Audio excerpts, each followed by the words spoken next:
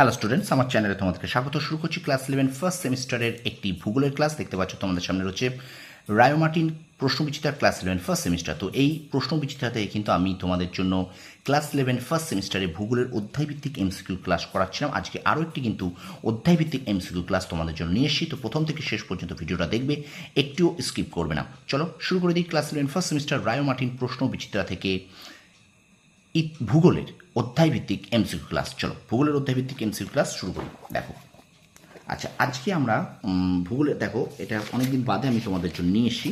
17তম class আমরা করেছিলাম এবং দেখো 17তম ক্লাস এবং কোন পর্ব করেছিলাম সেটা আমরা একটু দেখে নিই। আমরা কিন্তু প্রাথমিক অর্থনৈতিক ক্রিয়াকলাপ এই অধ্যায়টা পড়ছিলাম, প্রাথমিক অর্থনৈতিক ক্রিয়াকলাপ। তো আজকে কিন্তু এই অধ্যায়টা শেষ হয়ে যাবে এবং আজকে কিন্তু 18তম ক্লাস। আজকে কিন্তু আমাদের 18তম ক্লাস হবে। তো প্রথম থেকে শেষ পর্যন্ত ভিডিওটা দেখবে, একটু স্কিপ করবে না। চলো শুরু করে দিই class 11 first semester Ray Martin Prashnabichitra থেকে ভূগোলের অধ্যায়ভিত্তিক এমসিকিউ ক্লাসের 18তম ক্লাস। দেখো, বলছে বাজার কেন্দ্রিক কৃষিকাজ ট্রাক ফার্মিং নামে পরিচিত আমেরিকা যুক্তরাষ্ট্রে। অনুরূপ প্রশ্ন দেখো, বলছে মার্কিন যুক্তরাষ্ট্রের বাজার বাগান কি কৃষি নামে পরিচিত? Truck farming. আচ্ছা দেখো, এখানে বিবৃতি এবং কারণ আছে, এখানে হবে এ ও আর দুটোই সঠিক এবং আর এর সঠিক ব্যাখ্যা। ওকে, পরের প্রশ্ন দেখে নাও। দক্ষিণ আমেরিকার ক্রান্তীয় তৃণভূমি ভেনেজুয়েলাতে ড্যাশ নামে পরিচিত? ল্যানোস নামে পরিচিত। আচ্ছা পরের প্রশ্ন দেখো, এখানে দেখো বিবৃতি এবং কারণ আছে, তোমরা বিবৃতি এবং কারণটা একটু ভালো করে পড়বে, আমি এটা পড়ছি না। তো উত্তর হবে এ ও আর দুটোই সঠিক, আর এর সঠিক ব্যাখ্যা। ঠিক আছে। আচ্ছা এবার দেখো যে প্রশ্নটা আছে, বলছে অনুচ্ছেদটি মনোযোগ সহকারে পড়ো এবং নিম্নলিখিত উত্তরগুলির প্রশ্নের উত্তর দাও। নিম্নলিখিত প্রশ্নগুলির উত্তর দাও। দেখো 71 থেকে 74 নম্বর, অর্থাৎ এই 71 থেকে 74 এই চারটি প্রশ্নের উত্তর কিন্তু এই প্যাসেজে আছে। তো আগে বলবো প্যাসেজটা ভালো করে পড়ো, তারপরে উত্তরগুলো করবে। আমি প্যাসেজটা পড়ছি না, তোমাদের জন্য আমি শুধু প্যাসেজটাকে তুলে ধরছি। তো তোমরা প্রথমে আগে প্যাসেজটাকে ভালো করে পড়বে, তারপরে উত্তরগুলো দেবে। ঠিক আছে, চলো প্যাসেজগুলো তোমরা নিশ্চয়ই আশা করি পড়ে নেবে। ওকে, তো 71 দাগের প্রশ্ন দেখো কি বলছে। নাতিশীতোষ্ণ তৃণভূমি বিখ্যাত চারণভূমির জন্য কিরগিজ, তাতার, উঘুর প্রভৃতি উপজাতিদের প্রধান পেশা হলো পশুপালন। আচ্ছা, অমিল কোনটি খুঁজে বার করো, এটা হবে সিলভা, এবং বাণিজ্যিকভাবে চাষ হয় গম। ঠিক আছে, তো এই প্যাসেজ থেকে কিন্তু 71 থেকে 74 পর্যন্ত এই প্রশ্নগুলো আছে। ঠিক আছে, এই প্যাসেজের ওপরই। ঠিক আছে, আচ্ছা এবারে চলো আমরা চলে যাই স্তম্ভ মেলাও। স্তম্ভ মেলাতে হবে 1-এর ডি, 2-এর সি, 3-এর বি, 4-এর এ, 5-এর ই, 6-এর এফ।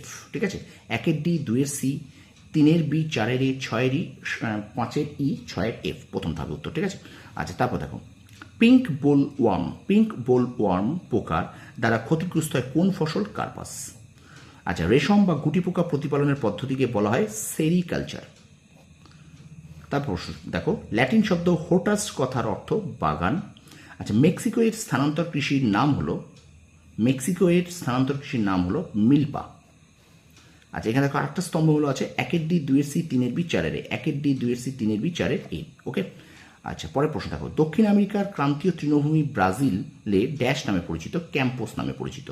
ওকে, পরের প্রশ্ন, বাণিজ্যিক পশুপালনের জন্য অস্ট্রেলিয়ার পশু খামারগুলি যে নামে পরিচিত তা হলো ক্যাটল স্টেশন। পরের প্রশ্ন দেখো, ন্যাশনাল হর্টিকালচার বোর্ড কত সালে স্থাপিত হয়? 1984 সালে। স্টুডেন্টস, ভিডিওটা অবশ্যই কিন্তু তোমরা একটু লাইক করবে, কমেন্ট করবে, বন্ধুদের মাঝে একটু বেশি বেশি করে শেয়ার করে দেবে। ঠিক আছে, আর আমার চ্যানেল নতুন হলে চ্যানেলটি সাবস্ক্রাইব করবে, পাশে থাকা বেল আইকনটি প্রেস করে রাখবে। চলো আমরা চলে যাই পরের প্রশ্নে, ভিডিওটা কন্টিনিউ করি। এই চ্যাপ্টারটা আমরা আজকে শেষ করে দেবো। তো দেখো, ট্রান্সহিউম্যান্স শব্দটির অর্থ হলো, এখানে দেখো ট্রান্সহিউম্যান্স শব্দটির অর্থ হলো ঋতু নিয়ন্ত্রিত যাযাবর। তাহলে প্রশ্নটা একবার দেখো, ট্রান্সহিউম্যান্স শব্দটির অর্থ বলছে ঋতু নিয়ন্ত্রিত যাযাবর। ঠিক আছে, ট্রান্সহিউম্যান্স শব্দটির অর্থ হলো ঋতু নিয়ন্ত্রিত যাযাবর। ঠিক আছে, ঋতু নিয়ন্ত্রিত যাযাবর। ওকে, আচ্ছা তারপর দেখো, ব্রাজিলের স্থানান্তর কৃষির নাম হলো রোকা। আচ্ছা, সর্বোৎকৃষ্ট কফি হলো আরবীয়। ব্রাজিলের বৃহত্তম আখ উৎপাদক রাজ্য কোনটি? Sao Paulo. যে সমস্ত শ্রমিক কয়লা খনিতে কাজ করেন তারা ড্যাশ রোগে আক্রান্ত হন? Black lung. আচ্ছা, তামিলনাড়ুতে স্থানান্তর কৃষি যে নামে পরিচিত? পড়ু।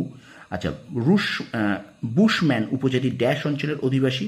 উত্তর হবে কিন্তু কালাহারি মরুভূমি অঞ্চলের অধিবাসী, কালাহারি। ঠিক আছে, আচ্ছা পরের প্রশ্ন দেখো, পলি বালি থেকে মূল্যবান খনিজ পৃথক করার জন্য কোন পদ্ধতি ব্যবহার করা হয়?